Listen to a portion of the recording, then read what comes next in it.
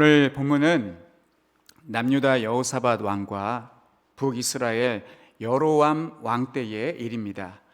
여호사밧 왕은 솔로몬 이후에 르호보암, 아비암, 아사에 이어서 왕이 되었고, 여로보암 왕 역시 솔로몬 이후에 여로보암, 나답, 바아사, 엘라, 시므리에 이어서 오므리가 왕이 되었는데, 오므리 왕으로부터 4대에 걸쳐서 왕조가 조성이 되었습니다. 그 왕조의 마지막 왕이 여호람 왕이었습니다. 여호사밧 왕과 여호람 왕은 만 5년 정도 통치 기간이 서로 겹칩니다. 남유다 여호사밧 왕은 아합의 딸을 데려와서 자기 아들과 결혼시킬 정도로 북이스라엘에게 우호적이었습니다. 북이스라엘 여호람 왕은 아합의 딸과 남매지간이니 여호사밧 왕에게 여호람 왕은 사돈이었습니다. 열왕기하 3장 말씀은 이례적으로 북이스라엘 여로암 왕의 치적을 기록하고 있습니다. 2절 말씀을 보시면 여호람 왕은 아합이 만든 바알의 주상을 없이하였습니다. 아버지 아합이 얼마나 많은 바알 주상을 만들었습니까? 그런데 그 아들이 그것을 없이하였다라고 기록하고 있습니다. 그러나 3절 말씀에 보면 여로보암의 죄에서는 떠나지 아니하였다라고 말씀합니다. 개혁은 정말 어려운 일인 것 같습니다. 그래서 우리는 함부로 개혁을 부르짖어서는 안 됩니다. 전임자가 했던 거를 바꾼 걸 가지고 개혁을 했다고 말씀하시지 마십시오. 도찐 개찐입니다. 개혁이란 완전히 갈아엎는 것을 의미합니다. 여호람 왕이 바알 우상을 치웠다고 종교 개혁이 되는 것은 아닙니다. 1980년대 제가 초등학교를 다닐 때였습니다. 아버지의 사촌 동생의 부인을 숙모님이라고 하는데, 숙모님께서 그 당시에 좀 생소했던 남묘 호렌 겐교를 믿었습니다. 정확한 명칭인지는 모르겠습니다. 그 당시 어렸을 때는 남묘호랭이라고 그렇게 불렀었습니다. 얼마나 지극정성이었던지 한 번은 집회를 갔다 오느라 수련회를 갔다 온 것 같습니다. 며칠을 나갔다가 오셨습니다. 저희 삼촌은 종교가 없으셨기 때문에 이 상황을 도저히 이해할 수 없었고, 너무 화가 나서 술을 드시고 부부싸움을 얼마나 요란하게 하셨는지 온 가족이, 형제들이 다 출동해서 사태를 진정시켰습니다. 그날 이후에 숙모님은 남묘 호렌겐교당을 나가지 않았습니다. 그러나 그분이 그 종교에서 완전히 벗어났을까요? 신앙을 버렸을까요? 버린 것이 아니라 드러내놓지 않고 믿어야겠다라고 전략을 바꾼 것입니다. 제가 알기로는 지금도 믿고 있는 것 같습니다. 사람들은 나무에 가지치기를 한 후에 개혁했다고 말하는데, 뿌리를 뽑지 않으면 그 가지는 다시 자라게 되어 있습니다. 뿌리를 뽑아야 합니다. 종교 개혁을 하려면 요시야 왕처럼 해야 합니다. 열왕기하 23장 24절과 25절 말씀을 읽어드리겠습니다. 요시야가 또 유다 땅과 예루살렘에 보이는 신접한 자와 점쟁이와 드라빔과 우상과 모든 가증한 것을 다 제거하였으니, 이는 대제사장 힐기야가 여호와의 성전에서 발견한 책에 기록된 율법의 말씀을 이루려 함이라. 요시야와 같이 마음을 다하며 뜻을 다하며 힘을 다하여 모세의 모든 율법을 따라 여호와께로 돌이킨 왕은 요시야 전에도 없었고 후에도 그와 같은 자가 없었더라. 지난주 수요일 날 제가 드라빔에 관한 말씀을 전하였는데, 요시야는 그것도 다 찾아내서 없앴다라고 말씀합니다. 24절과 25절 이 말씀 이전에 요시야가 행한 개혁, 더 큰 사건이 한 번 더 있었습니다. 그리고 제가 방금 읽어드린 말씀은 그 나머지 남은 것들을 다 척결한 그런 말씀입니다. 저는 루터와 칼빈을 존경합니다. 루터와 칼빈, 츠빙글리, 블링거 등 종교 개혁자들은 개혁을 할 수 있을 만큼 엄청난 실력자들이었고 죽음을 불사하고 종교 개혁을, 그 어려운 종교 개혁을 이루어냈습니다. 여로암 왕은 이렇게 바알 신상을 없앴으나 여로보암의 죄에서는 떠나지 아니하였다라고 말씀하고 있습니다. 결국 그는 예후에 의해서 죽었습니다. 열왕기하 9장 24절 말씀을 보시면 예후가 힘을 다하여 활을 당겨 요람의 두 팔 사이를 쏘니 화살이 그의 염통을 꿰뚫고 나오매 그가 병거 가운데에 엎드러진지라. 이렇게 결국은 비참하게 죽고 맙니다. 그리고 요람의 어머니 이세벨과 아합의 아들 70명도 죽었습니다. 예후는 여호람과 그를 문병온 남유다 아하시야도 죽였습니다. 죄에 오염된 그의 형제 42명도 전부 죽였습니다. 결과적으로 여호사밧 왕은 선한 왕이었습니다. 그 자체로는 하나님을 경외했었고 또 북이스라엘을 돕고자 하였습니다. 그러나 그의 정책들은 전부 다 완전히 실패했습니다. 그런데 심판의 집행자였던 예후도 여로보암의 죄에서는 벗어나지 못했다라고 말씀합니다. 열왕기하 10장 29절과 31절 말씀을 읽어드리겠습니다. 이스라엘에게 범죄하게 한 느밧의 아들 여로보암의 죄, 곧 베델과 단에 있는 금송아지를 섬기는 죄에서는 떠나지 아니하였더라. 그러나 예후가 진심으로 전심으로 이스라엘 하나님 여호와의 율법을 지켜 행하지 아니하며 여로보암이 이스라엘에게 범하게 한 그 죄에서 떠나지 아니하였더라. 열왕기하 3장, 오늘 본문이 있는 열왕기하 3장에서 저는 설교를 준비하면서 세 가지의 시사점을 발견하였습니다. 첫 번째는 여로보암의 죄입니다. 여로보암의 죄는 무엇일까? 왜 자꾸 북이스라엘 왕들이 그 죄로 돌아가는 거고 그 죄에서 왜 못 벗어나는 걸까? 그 점이 궁금했었습니다. 북이스라엘 왕들은 왜 금송아지를 못 없앴을까? 여로보암은 북이스라엘 백성이 예루살렘 성전으로 가지 못하게 하기 위해서 베델과 단에 금송아지를 세워 놓았습니다. 출애굽기를 보면 모세가 십계명을 받기 위해서 시내산에 올라갔을 때 아론이 백성들의 요구를 받아들여서 금고리를 모아서 금송아지를 구워 만들었습니다. 그리고 아론이 선포합니다. 아론은 제사장들의 으뜸이고 또 제사장들의 조상이라고 할 수 있는데 그가 이렇게 선포했습니다. 이는 너희를 애굽 땅에서 인도하여 낸 너희의 신이로다. 이와 같이 다른 신을 만든 것이 아니라 금송아지는 여호와를 눈으로 볼 수 있게 만든 것이었습니다. 여로보암의 우상은 금송아지였을까? 여로보암은 자기가 만들도록 지시한 금송아지가 하나님이 아니라는 것을 누구보다 더 잘 알고 있었을 것입니다. 그의 우상은 왕권, 즉 권력이었습니다. 여로보암은 왕권을 빼앗기는 것이 두려워 백성들이 자꾸 남유다로 가고 또 예루살렘 성전에 가서 예배하면서 그들과 동화되거나 그들과 화해하거나 같이 하는 것이 두려워 아론이 만들었던 금송아지를 만들어서 섬기도록 하였습니다. 그런데 이 정책은 효과가 있었습니다. 백성들은 금송아지를 보면서 위안을 받았고 하나님께 제사를 드리기 위해서 많은 비용과 시간을 들여가며 예루살렘까지 갈 필요가 없다고 생각을 했습니다.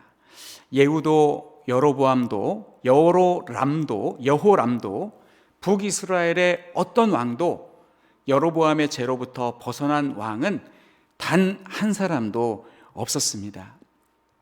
저는 북한에 대해서 좀 생각을 해보았는데 북한은 유물론을 기초로 한 무신론 국가이지만 가장 우상숭배가 심한 나라이기도 합니다.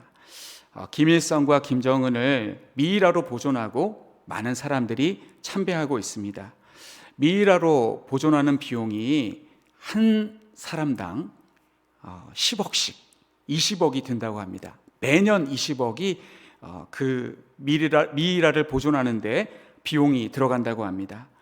북한 정치인들에게, 집권자들에게, 공산당들에게 우상은 김일성, 김정은, 그것을 미이라로 만든 그것 혹은 동상일까요? 그들의 유상은 그게 아니라 체제 유지입니다. 그들은 체제를 유지하기 위해서 죽은 사람을 우상으로 만들어서 사람들을 미혹하고 있습니다.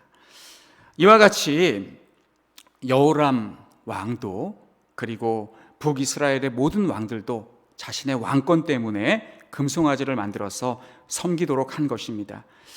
여호람 왕 생전에 어떤 일이 있었냐면, 오늘 본문에 보면, 오늘 본문이 기록된 열왕기하 3장을 보면 모압은 다윗 왕 때부터 이스라엘에게 양털을 바쳤습니다. 새끼 양 10만 마리의 털과 순양 10만 마리의 털을 바쳤습니다. 이 정도 양털을 바쳤다면 북이스라엘은 의복 걱정은 안 했을 것 같습니다.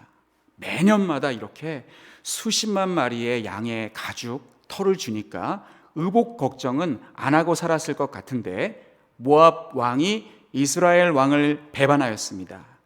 그러자 여호람 왕이 여호사밧에게 사신을 보내서 함께 배반한 모압을 치러 가자고 요청합니다. 그리고 가는 길에 에돔 왕도 합세하여서 삼국이 연합하였습니다. 길을 떠난 지 7일 만에 군사와 같이 따라간 가축들을 먹일 물이 없어졌습니다. 다 떨어졌습니다. 이 말씀은 극심한 가뭄으로 7일을 다니는 동안에 마실 물이 없어졌음을 보여주는 말씀입니다. 낙타 외에 7일 이상 물을 안 마시고 살 수 있는 동물은 없습니다. 이제 전부 다 기진맥진하여서 죽게 되었습니다.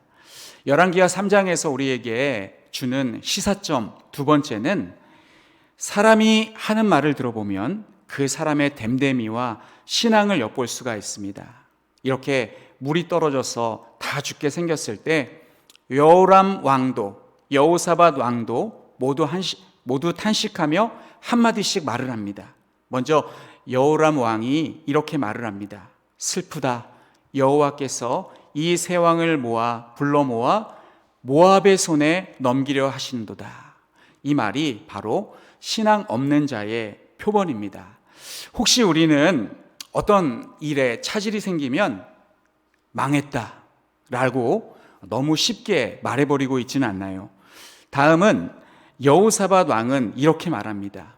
똑같은 상황인데 여호사밧 왕은 우리가 여호와께 물을 만한 여호와의 선지자가 여기 없느냐라고 하면서 하나님의 선지자, 하나님을 찾습니다. 그러자 왕의 신하들 중에 한 사람이 엘리야의 제자 엘리사가 근방에 있다고 알려줍니다.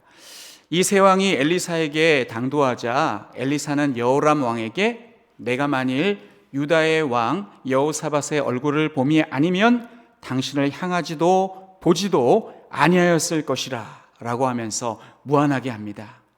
그리고 여호사밧 왕이 같이 왔기 때문에 이제 요청을 받아들여서 기도할 때 검은고 타는 자를 불러오라고 하고 검은고를 타게 한 후 하나님께로부터 계시를 받습니다. 검은고 타는 자가 왜 꼭 필요했을까? 그런 생각이 들기도 합니다만, 가만히 생각해 보면 우리도 금요 기도회 때 기도할 때 음악 없이 밋밋하게 불 꺼놓고 기도하는 것보다 기도 음악의 도움을 받으면 기도가 더 잘 되듯이 엘리사 선지자도 검은고 소리를 들으면서 하나님께로부터 계시를 받았던 것 같습니다. 그리고 열왕기하 3장에서 우리에게 시사하는 세 번째는, 하나님은 그들에게 무엇이라고 말씀하셨냐면 이 골짜기에 개천을 많이 팔아 라고 하셨습니다. 오늘 설교 제목은 바로 이 말씀에서 따왔습니다. 이 골짜기에 개천을 많이 팔아. 이 말씀은 정말 이해할 수 없는 명령입니다. 이스라엘 광야는 협곡과 골짜기가 많습니다. 한번 직접 가봐야 알 수 있을 것 같은데 이제 우리는 그럴 만한 또 여건이 되지 않기 때문에 사진 자료라든지 또 지도라든지 우리가 오전에도 또 잠깐 설교 시간에 지도를 보았는데 그런 자료들을 통해서 알 수 있듯이 이스라엘은 정말 험한 그런 산지들, 광야가 많은 곳입니다. 그곳에서 그 골짜기에 개천을 파는 것은 정말 무모한 일이고 힘든 일입니다. 한창 더울 때 밭일을 해보신 분들은 아시겠지만 굉장히 갈증이 나고 힘이 듭니다. 제가 예전에 그 교회에 밭이 있어가지고 농사 지었다라는 얘기 가끔 했었는데 여름에 그 일 하면은 얼마나 갈증이 많이 나는지 그 호스가 이제 얇은 호스 말고 세탁기 호스만한 그 호스, 그걸 대공 호스라고 하는데 거기다가 막 물을 틀어가지고 막 벌컥벌컥 엄청나게 많이 마셨던 기억이 납니다. 이렇게 그 광야에서 그 메마른 땅에 그 골짜기에 개천을 파는 일은 정말 힘든 일입니다. 오늘날 우리가 농담으로 정말 쓸데없는 일을 하는 사람들을 일컬어서 삽질 좀 그만하라고 그렇게 표현을 합니다. 삽질은 정말 쓸데없는 일, 무모한 일, 능률 오르지 않는 일입니다. 삽질 100번 하는 것보다 포크레인 불러서 한 삽 푸는 것이 훨씬 더 낫습니다. 그런데 엘리사 선지자는 이 골짜기에 개천을 많이 파라고 합니다. 개천을 팔 때 적당히 파지 말고 많이 파라고 말씀하고 있습니다. 하늘을 보니까 비 올 날씨가 아닙니다. 오늘 본문 말씀을 보면 바람도 불지 않고 구름 한 점 없다고 합니다. 그런데 이곳에 물을 저장할 수 있는, 물을 담재할 수 있는 개천을 만들려고 하니까 이해할 수가 없습니다. 모든 병사들은 7일 동안 물을 마시지 못해서 이미 지칠 대로 지쳐 있습니다. 사람들은 다그치면 일을 하겠지만 가축들은 말을 듣지 않습니다. 그런데도 하나님은 이 골짜기에 물이 가득할 때니 물을 담을 수 있는 개천을 만들라고 하십니다. 그리고 하나님은 자신에게 이 일은 작은 일이라고 말씀하십니다. 마른 하늘에 비 한 방울 오지 않는 마른 하늘에 개천에 물이 차오르게 하는 일은 쉬운 일이 아닙니다. 반대의 경우는 우리가 여러 번 보았습니다. 홍해가 갈라지고 또 요단강에 물이 창이란데 거기를 그냥 걸어가라, 물이 끊어질 것이다 라고 하나님이 말씀하셨습니다. 그것은 더 쉬운 일인지도 모르겠습니다. 있던 물이 빠지는 거니까요. 그런데 하나님은 없는 물을 만드시겠다라고 말씀하십니다. 하나님은 있는 물을 없애는 것보다 없는 물을 있게 만드는 것이 내게는 더 쉬운 일이다라고 말씀하십니다. 사실 하나님은 둘 다 쉽습니다. 하나님은 이스라엘 백성들을 광야로 인도하셨을 때 바위를 쳐서 물이 솟아나오게 하신 적도 있으신 분이십니다. 이처럼 하나님은 우리의 믿음을 시험하실 때가 있습니다. 물이 창이란데 물 가운데로 걸어가라고 하신 적도 있고, 또 예수님은 제자들에게 먹을 것이라고는 떡 5개와 물고기 2마리밖에 없는데 수많은 인파들에게 너희가 먹을 것을 나눠주라고 말씀하신 적도 있습니다. 저는 오늘 본문 말씀을 볼 때에 기도의 사람 조지 뮬러가 생각이 났습니다. 조지 뮬러는 평생 5만 번 이상 기도 응답을 받은 위대한 기도의 사람입니다. 5만 번이라는 숫자가 결코 작은 숫자가 아닙니다. 제가 오늘까지 살아온 날을 한번 계산해 보았습니다. 저는 오늘까지 16,196일을 살았습니다. 태어나서 오늘까지 매일 기도응답을 받았어도 5만 번에 훨씬 미치지 못합니다. 한 절반 정도, 2만 5천이 되어야 되는데 절반이 되려면 절반도 훨씬 미치지 못하는 그런 날수입니다. 한 번은 조지 뮬러가 운영하는 고아원에 먹을 양식이 떨어졌습니다. 조지 밀러는 400명의 아이들을 식탁에 앉히고 빈 접시를 다 돌렸습니다. 그리고 하나님께 기도해보자, 하나님께서 응답해 주실 거야 라고 하면서 일용할 양식을 달라고 기도하였더니 문 밖에 쿵 하는 소리가 들려서 열어보니까 양식이 잔뜩 들어있는 자루였다고 합니다. 우리는 믿음을 그냥 말씀을 믿는 것, 어떤 이미지를 내가 받아들이는 것이라고 생각하는 경향이 있습니다. 그런데 믿음은 행함입니다. 이 골짜기에 개천을 많이 파라 라는 말씀을 믿는 것은 온전한 믿음이 아닙니다. 그 말씀을 들었다면 그 말씀대로 행해야 그게 온전한 믿음이 되는 것입니다. 그 말씀을 완전히 믿는 것은 그 말씀에 순종하여서 실제로 개천을 많이 파는 것입니다. 오늘 본문에 등장한 여호람 왕과 여호사밧 왕 그리고 에돔 왕은 엘리사의 말에 순종하여서 병사들과 함께 이 골짜기에 물이 가득 차게 될 것을 믿고 개천을 많이 팠습니다. 그랬더니 아침이 되어 소재 드릴 때에 물이 에돔 쪽에서 흘러와 그 땅에 가득 차게 되었습니다. 북이스라엘과 남유다 그리고 에돔 군대는 이 물을 실컷 먹고 수분을 충전하니 비로소 싸울 힘이 생겼습니다. 전투력이 급상승하게 되었습니다.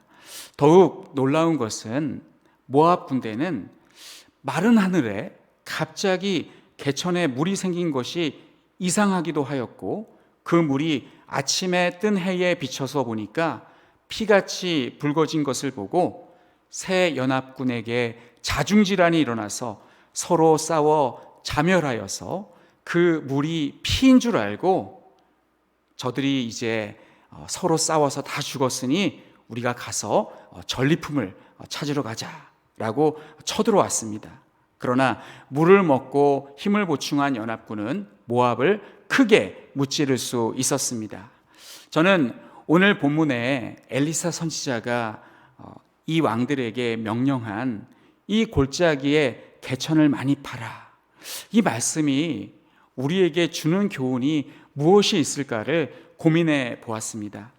우리는 무모하게 보이더라도 당장 이루어질 것 같이 보이지 않더라도 말씀에 순종하여서 믿음으로 행해야 합니다.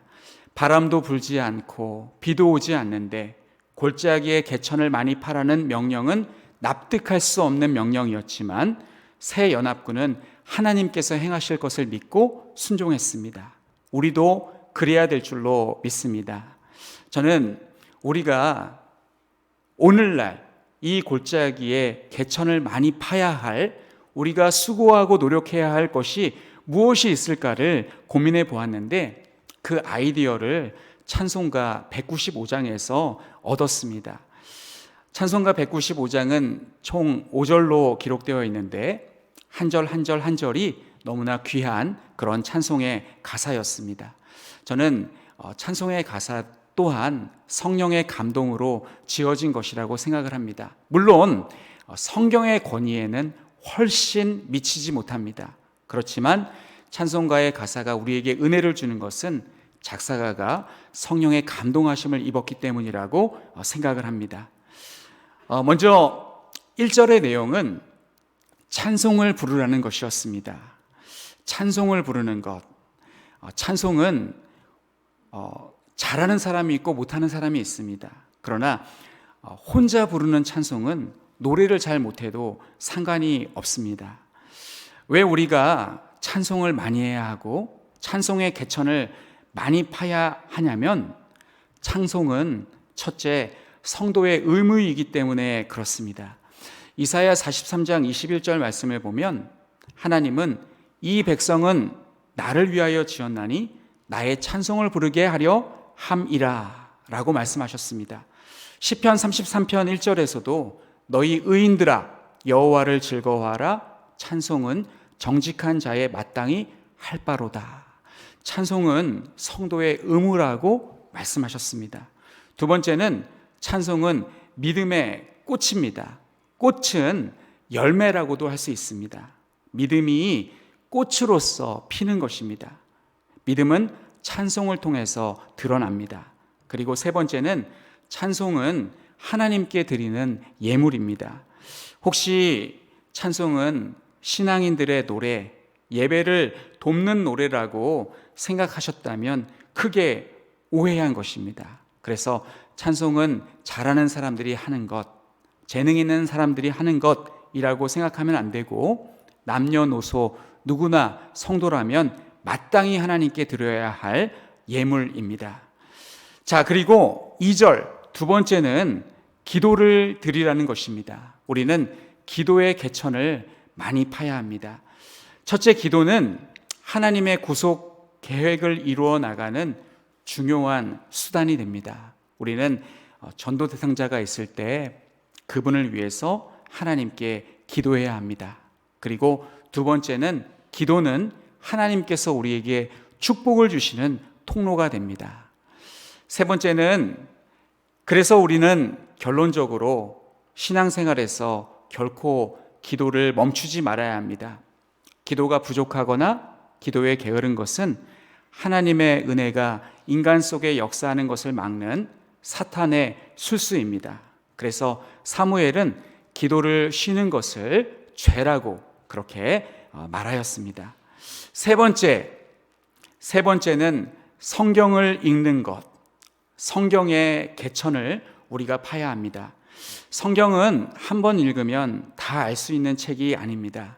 읽으면 읽을수록, 파면 팔수록 새로운 것이 하나님의 말씀입니다. 제가 예전에 인천에서 교육 전도사로 사역했던 교회 목사님은 자기가 내수동교회 출신이라는 자부심을 가지고 있었습니다. 서울시 종로구에 가면 아주 좋은 우리 교단의 교회가 두 개가 있습니다.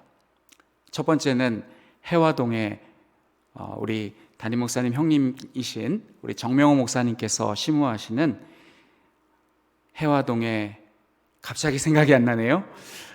해화동에 무슨 교회죠? 해성교회. 죄송합니다. 이걸 까먹다니. 네. 이렇게 목사님께 아부도 미리 준비해서 잘해야 될 것 같습니다. 하여간 우리 정명호 목사님 정말 훌륭하시고 또 우리 많은 목회자들의 또 롤 모델이 되시는 그런 존경하는 목사님이십니다. 그 교회가 있고 또 4.1km 떨어진 곳에 내수동 교회가 또 있습니다. 그 교회도 참 좋은 교회고 또 유명한 교회입니다. 한 번은 제가 인천에서 섬겼던 그 목사님을 모시고 연초에 이맘때였던 것 같습니다. 신방을 다녀오는데 담임 목사님에게 전화가 왔습니다. 누군가 하고 들어보니까 성도님은 아니고 내수동교회 원로 목사님이신 박희천 목사님이 전화를 하셨습니다. 목사님께서 그 차 안에서 누가 보지도 않는데 전화기를 두 손으로 들고 받으시면서 통화를 하는 것을 보았습니다. 그 목사님은, 박희천 목사님은 새해가 되면 자기 교회를 거쳐간 교육자들에게 일일이 전화를 하신다고 합니다. 통화하시는 내용을 엿들으려고 한 것은 아닌데 워낙 목소리가 크셔서 다 들렸습니다. 그 목사님은 제자 목사님에게 이렇게 말씀하고 있었습니다. 목사님, 아무리 목회가 바빠도 성경 열심히 읽으십시오. 성경 읽는 거 소홀히 하면 절대 안 됩니다. 몇 마디 안 하시고 그 말씀 하시더니 전화가 금방 끝났습니다. 그 박희천 목사님은 성경을 정말 많이 열심히 읽는 훌륭한 목사님이십니다. 저는 설교학을 그분에게 배우지 못하고 이제 그분이 은퇴하신 후 젊은 목사님들에게 설교학을 배웠는데 우리 선배 목사님들께서 목회를 잘하시고 설교를 잘하셨던 것은 아마 그 목사님으로부터 가르침을 배웠기 때문이라고 생각을 합니다. 그 목사님은 성경 읽는 것을 삽질로 비유를 하십니다. 자기는 평생 성경을 파왔다고 말씀하셨습니다. 성경을 태산에 비유를 한다면 자기는 올해가 이제 96세이신데 평생 성경을 읽고 또 읽었지만 그저 태산의 한 모퉁이를 손가락으로 긁다 말았다고 생각한다고 하시며 성경 앞에서 절대 겸손할 것을 강조하십니다. 그리고 성도들에게도 자기 나이만큼 성경을 읽어야 된다고 늘 가르치십니다. 만약 우리 성도님들께서 연세가 60세이시라면 적어도 1년에 한 번 60독은 해야 된다라고 그렇게 강조를 하십니다. 우리 교회가 원래 연초부터 성경 읽기 운동을 한번 힘차게 시작을 하려고 했습니다. 우리 담임 목사님께서 작년부터, 사실 그 전년도부터 야심차게 준비를 해 오셨는데 이 코로나의 상황 때문에 지금 시작하지 못하고 다른 방도로 또 성경 읽기 운동을 하시려고 준비하시는 것 같습니다. 자, 그리고 네 번째는 전도의 개천을 파는 것입니다. 저는 전도를 잘 못하는 목사입니다. 그래서 전도하면 항상 부담감을 느끼는데, 그리고 제가 저의 그 목사로서의 성향이 어떤 성향이냐면 저는 좀 신비주의를 별로 안 좋아하는 사람입니다. 그래서 마귀가 뭐 이렇게 하라고 했다, 뭐 마귀가 역사한다, 이런 말을 거의 하지도 않고, 그런 말 하는 것도 하는 사람도 별로 가깝게 지내고 싶어 하지 않는 그런 성향을 가진 목사입니다. 그런데 그런 저에게도 제가 마귀의 시험을 받는 것 같은 느낌이 드는 것이 있습니다. 이상하게 마귀가 자꾸 나에게 속삭이는 것 같다라는 느낌을 받는 것이 있습니다. 그것이 무엇이냐면 전도를 못하게 막는 것입니다. 마귀는 저에게 전도에 대한 막연한 두려움을 줍니다. 어떻게 저에게 두려움을 주냐면 가끔 이렇게 교회 밖에서 누군가와 이렇게 접촉하거나 뭐 관계를 갖거나 아니면 만남을 가질 때가 있습니다. 그때 이제 전도하고 싶은 마음이 딱 생길 때가 있습니다. 예수 믿으시냐고, 저 사람도 복음을 받아들이고 예수님 믿으면 좋을 텐데, 그런 마음이 생길 때가 있습니다. 그런데 이 목구멍까지 올라왔는데 이게 나오지 않는 경우가 참 많습니다.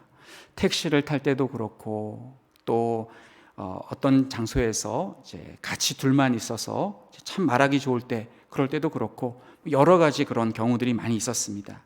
마귀가 저에게 이렇게 속삭이는 것 같습니다. 전도하면 저 사람이 좋아할 것 같아? 전도하는 거 민폐야. 사람들이 얼마나 싫어하는 줄 알아? 그리고 이 마귀가 저에게 그 날리는 카운터 펀치가 항상 있는데, 전 그 펀치를 맞으면 항상 뻗어버립니다. 너 고등학교 다닐 때 생각해봐. 교회에 미쳐서 하라는 공부는 안 하고 전도한답시고 돌아다니면서 복음 전할 때 사람들이 전부 교회에 미쳤다고 손가락질하고 그랬어. 잘 생각해봐. 너 지금 하나님께서 인도하셔서 이렇게 어떻게 목사가 됐는지 모르겠지만 너 옛날에 너 그랬어. 미쳤어. 요즘 시대가 어떤 시대인데 노방전도를 한다고 그래. 이렇게 자꾸 저에게 부담을 줍니다. 사탄이 저의 마음 SNS에 이런 댓글들을, 악플들을 계속 다는 것 같습니다. 그리고 저는 그 악플들을 계속 읽고 있습니다. 계속 읽고 있으면서 마음이 위축되고 전도를 못하는 그런 목사가 돼버리고 말았습니다. 그래서 저는 설교를 준비하면서 새해에는 목사로서 이 트라우마를 극복하기 위해서 용기를 내야겠다고 다짐을 하였습니다. 그러나 혼자서는 자신이 없고 엄두가 나지 않습니다. 그래서 이 트라우마를 어떻게 극복하면 좋을까를 이렇게 생각해 보다가, 예전에 우리 교회 금요기도회 시간 때 방송실에서 이제 PPT를 넘기고 섬기고 있었는데, 한번 우리 전도사님 중에 한 분이 그 설교하시면서 간증이랄까요? 자기 경험담을 얘기해 줬습니다. 자기는 광장에 나가서 기타 둘러매고 거리의 전도자로서 전도했다라는 말을 한 적이 있었습니다. 저는 방송실에서 그 이야기를 듣고 얼마나 도전이 됐는지 모릅니다. 저라면 절대로 할 수 없는 일을 저렇게 하다니 정말 놀랍다. 그래서 나중에 그분이 이제 우리 교회에서도 한번 그런 전도를 한번 하려고 시도하면 흑성역이나 한강 시민공원 같은 곳에서 전도하면 나도 좀 데려가 달라고, 난 그냥 그 옆에 서 있기라도 하겠다고, 아니면 그 옆에서 전도지라도 나눠주거나 아니면 그냥 옆에서 박수치고 찬양 같이 따라 부르겠다고 그렇게 할 생각입니다. 아무리 바빠도 아무리 급한 일이 있어도 따라가서 옆에서 같이 찬양하면서 복음을 전해야 이 트라우마에서 벗어날 수 있을 것 같습니다. 우리 성도님들도 새해에 전도에 힘쓰시기를 바랍니다. 사탄은 또 이렇게 역사할지도 모릅니다. 야, 지금 우리 교회 이제 여기 떠날 거야. 여기 다 헐고 임시예배당에서 이렇게 예배 드릴 텐데 거기로 데리고 가면 그 사람들이 좋아하겠어?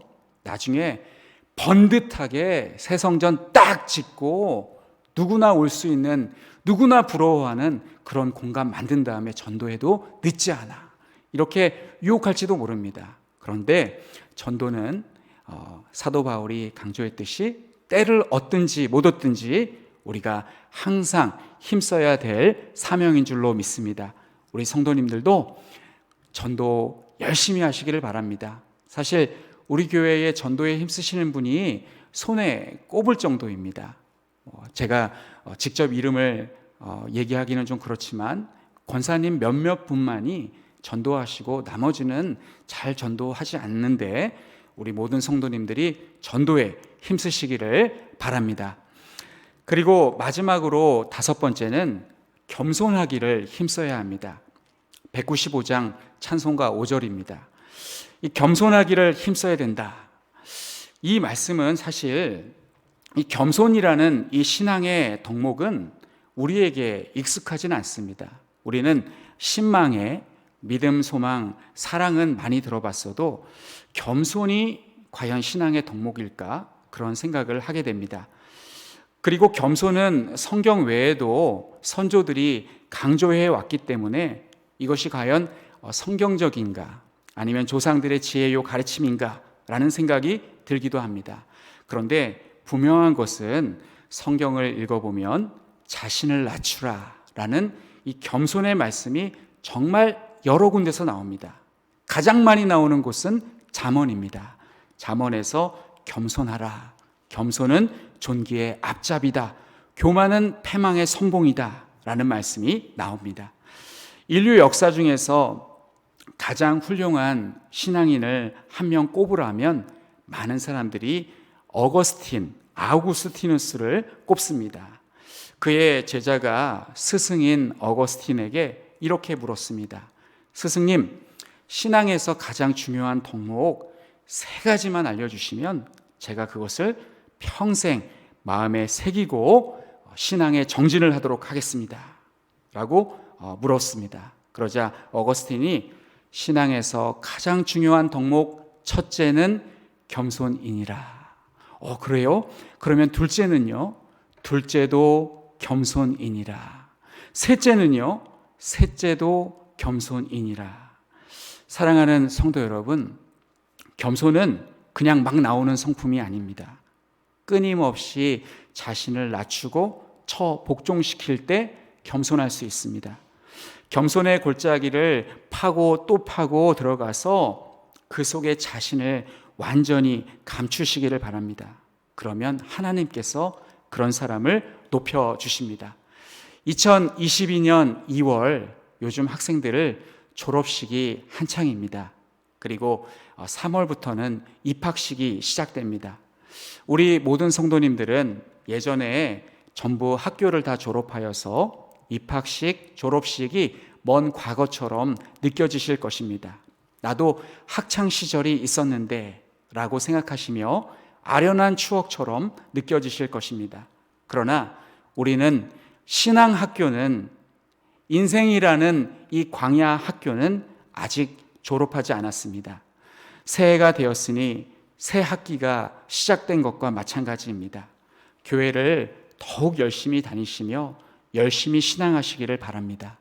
찬송도 열심히 부르시고 기도도 더 많이 하시고 성경도 부지런히 읽으시고 전도도 하시고 더욱 자신을 낮추시기 바랍니다.